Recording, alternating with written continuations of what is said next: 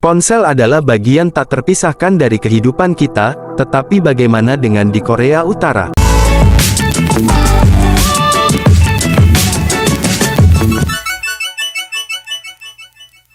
Hari ini, kita akan membahas beberapa fakta yang tidak biasa tentang Korea Utara yang mungkin belum kalian ketahui. Oke, langsung saja kita bahas. Kebijakan rambut di Korea Utara cukup unik. Pada tahun 2013, ada laporan bahwa pemerintah Korea Utara menerapkan aturan yang cukup ketat terkait model rambut yang diizinkan bagi penduduknya. Pria hanya diizinkan memilih dari 10 model rambut, sementara wanita memiliki 18 opsi. Kebijakan ini diperkirakan dimaksudkan untuk mempromosikan gaya rambut yang disetujui oleh pemerintah dan mengontrol penampilan publik. Meskipun kebijakan tersebut tidak secara eksplisit mengenakan sanksi kepada warga yang tidak mematuhi, namun ada laporan bahwa mereka yang melanggar aturan tersebut dapat menghadapi teguran atau bahkan diharuskan untuk mengubah gaya rambut mereka. Meskipun demikian, ada juga indikasi bahwa kebijakan ini tidak begitu ketat diterapkan di seluruh negara, dan beberapa warga mungkin memiliki kebebasan lebih besar dalam memilih gaya rambut mereka, terutama di kota-kota besar seperti Pyongyang. Selain itu, ada beberapa laporan yang menyebutkan bahwa pemimpin tertinggi Korea Utara, Kim Jong-un, memiliki gaya rambut yang menjadi inspirasi bagi beberapa warga negara. Meskipun demikian, kebijakan mengenai rambut di Korea Utara juga bisa mencerminkan nilai-nilai politik dan ideologi rezim. Namun, tidak ada informasi yang pasti atau terperinci mengenai apakah kebijakan rambut di Korea Utara tetap sama atau telah mengalami perubahan sejak laporan-laporan tersebut muncul. Dengan demikian, situasi terkini terkait kebijakan rambut di Korea Utara mungkin tetap tidak jelas bagi orang luar. Seni lukis adalah ungkapan kreativitas yang sangat dipuja di banyak negara, tetapi bagaimana dengan Korea Utara? Di sana, seni lukis modern seringkali dilarang atau dibatasi. Apa alasan di balik kebijakan ini? Seni lukis di bawah kendali Korea Utara sering dipengaruhi oleh propaganda dan ideologi rezim. Lukisan-lukisan tersebut biasanya menggambarkan pemimpin negara, keagungan rezim, dan narasi-narasi yang mendukung ideologi komunis. Lukisan-lukisan tersebut juga seringkali menampilkan pemandangan alam yang indah, tetapi dengan tambahan elemen-elemen yang menonjolkan prestasi dan kebesaran rezim. Seniman-seniman di Korea Utara biasanya harus mengikuti panduan yang ketat dari pemerintah dalam menciptakan karya-karya seni mereka, sehingga karya-karya tersebut menjadi alat propaganda yang efektif untuk mempromosikan narasi rezim. Selain itu, seni lukis di Korea Utara juga seringkali menampilkan elemen-elemen patriotisme dan pengorbanan untuk negara. Lukisan-lukisan tersebut sering menekankan nilai-nilai seperti loyalitas terhadap pemimpin dan semangat revolusi. Meskipun terdapat batasan-batasan yang ketat dalam ekspresi seni, seniman-seniman di Korea Utara tetap berusaha untuk mengekspresikan kreativitas mereka dengan cara yang diizinkan oleh rezim. Namun demikian, terdapat juga seniman-seniman yang secara diam-diam mengeksplorasi tema-tema yang lebih pribadi atau kritis terhadap rezim, meskipun hal ini sangat berisiko dan dapat menghadapi konsekuensi yang serius. Secara keseluruhan, seni lukis di bawah kendali Korea Utara mencerminkan kontrol pemerintah yang ketat serta upaya untuk mempromosikan narasi ideologis yang diinginkan oleh rezim. Di sini siapa yang tidak suka berkunjung ke kebun binatang? Namun di Korea Utara, kalian mungkin akan kesusahan mencari taman hiburan seperti kebun binatang. Mereka memiliki keunikan tersendiri. Ayo kita cari tahu tentang keunikan mereka.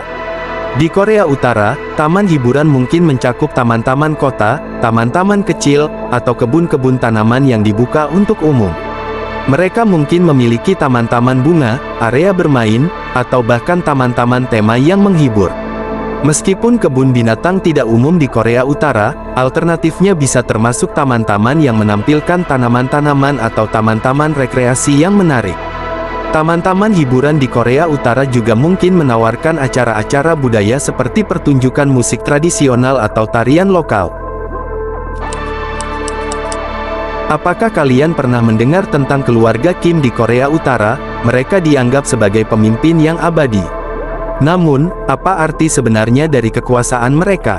Mari kita bahas. Kultus kepemimpinan keluarga Kim Jong-un di Korea Utara mencakup glorifikasi dan pemuliaan yang ekstrim terhadap anggota keluarga Kim, terutama Kim Jong-un sendiri. Ini dipromosikan melalui propaganda negara, patung-patung dan lukisan-lukisan yang menggambarkan keluarga Kim sebagai figur heroik, serta ritual-ritual dan acara-acara yang memuliakan mereka.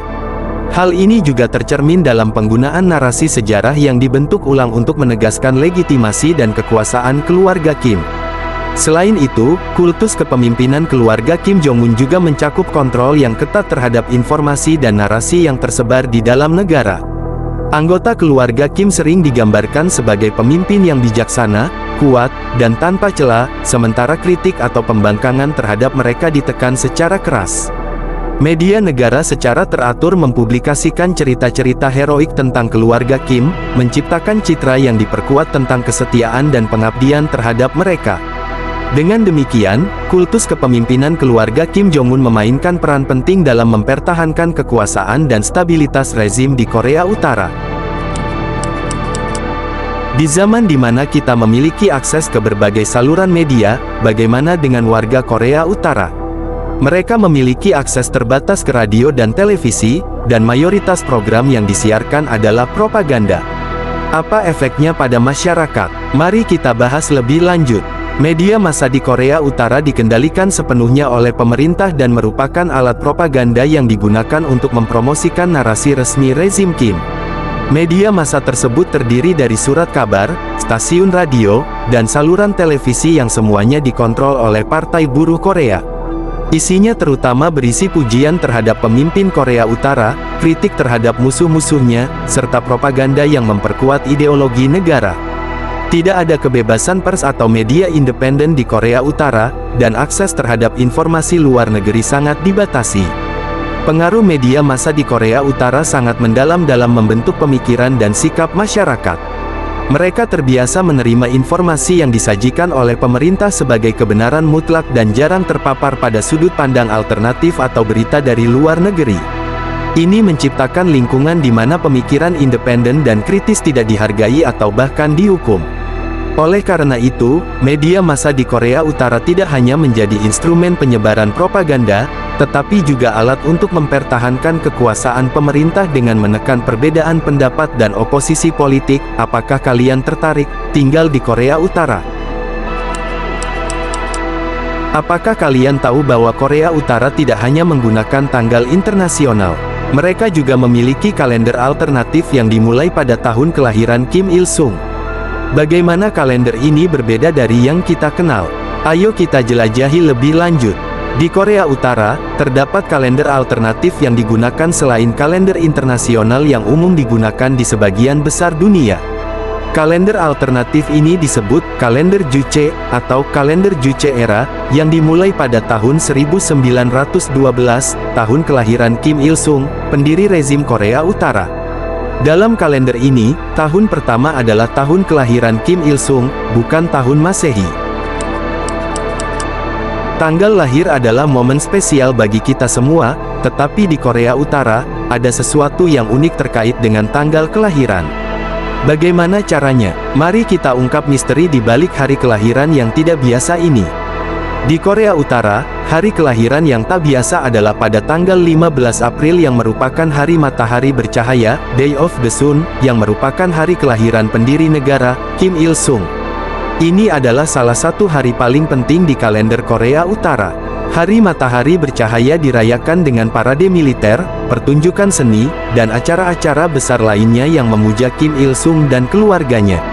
Ini bukan hanya sekadar perayaan, tetapi juga merupakan kesempatan bagi rezim untuk memperkuat legitimasi dan kekuasaannya di antara rakyatnya. Ponsel adalah bagian tak terpisahkan dari kehidupan kita, tetapi bagaimana dengan di Korea Utara? Penggunaan ponsel asing dilarang, kecuali untuk beberapa individu tertentu. Apa alasannya? Mari kita cari tahu. Di Korea Utara, pemerintah memberlakukan larangan penggunaan ponsel untuk mengontrol informasi yang masuk dan keluar dari negara. Mereka ingin membatasi akses warga negaranya terhadap informasi dari luar dan juga menghindari potensi komunikasi yang tidak diawasi. Larangan penggunaan ponsel di Korea Utara juga memiliki tujuan politik, yaitu untuk mengendalikan komunikasi dan informasi yang dapat mengancam stabilitas rezim. Dengan mengontrol akses informasi, pemerintah dapat mempertahankan kekuasaannya dan mencegah potensi pergerakan oposisi atau protes yang terorganisir. Selain itu, larangan ini juga dapat digunakan sebagai alat untuk memantau dan mengawasi aktivitas warga negaranya. Dampak dari larangan penggunaan ponsel ini adalah pembatasan komunikasi antar warga negara dan juga antara warga negara dengan dunia luar. Hal ini dapat menyulitkan koordinasi sosial, bisnis, dan keluarga, serta memperkuat isolasi yang telah lama diterapkan oleh rezim Korea Utara.